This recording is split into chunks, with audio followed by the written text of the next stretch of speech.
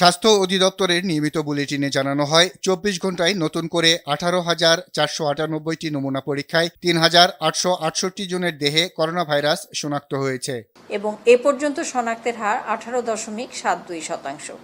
এ পর্যন্ত শনাক্ত হয়েছে ১,৩০,৪৭৪ জন। ২৪ ঘন্টায় আরও ১,৬৩৮ জন সহ সুস্থ হয়েছেন ৫৩,১৩৩ জন। এদিকে রাজধানীর মুগদা মেডিকেল কলেজ ও হাসপাতালে নমুনা দিতে এসে শারীরিক দূরত্ব না মেনে লাইনে দাঁড়াতে হচ্ছে। অনেকে আবার রিপোর্ট পেতে কয়েকদিন লেগে যাওয়ার অভিযোগ করেন। পাশে দাঁড়া করাইছে, এখন দেখি হাসপাতালেরটা কখন দেয়। আর হাসপাতালেরটা একান্ত দরকার। আজকে ৭ দিন হয়ে গেছে, মানে খুব সমস্যার মধ্যে আছি, রিপোর্টটা এখনো পাইনি। মঙ্গল, বুধ, বৃহস্পতিবার, শুক্রবার 4 দিন ধরে আমি মেসেজ পাই না।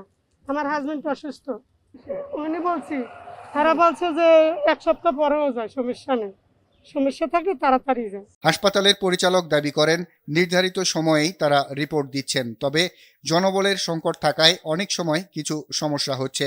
এদিকে আবার 7 দিন ডিউটি করে 14 দিন কোয়ারেন্টাইনে থাকে। তো যে জনবল ছিল নন কোভিড হসপিটালে, ওই জনবল দিয়ে কোভিড হসপিটালের সার্ভিস দিতে গেলে আমাদের জনবল আরো লাগবে। নারায়ণগঞ্জের কয়েকটি হাসপাতালে ঘুরে ভর্তি করাতে না পেরে এই রোগীকে মুগদা হাসপাতালে আনা হয়, কিন্তু অ্যাম্বুলেন্সেই অক্সিজেন লাগানো অবস্থায় মুখ দিয়ে রক্ত আসে। তারপরে পরীক্ষা নিরীক্ষা করে জানানো হয় রোগীর আগেই মৃত্যু হয়েছে।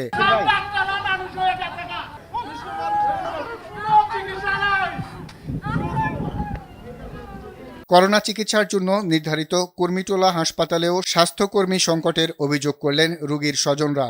নন পজিটিভ করোনা রোগীর জন্য আলাদা ওয়ার্ড দাবি করেন তারা। আর বাদল, RTV, ঢাকা।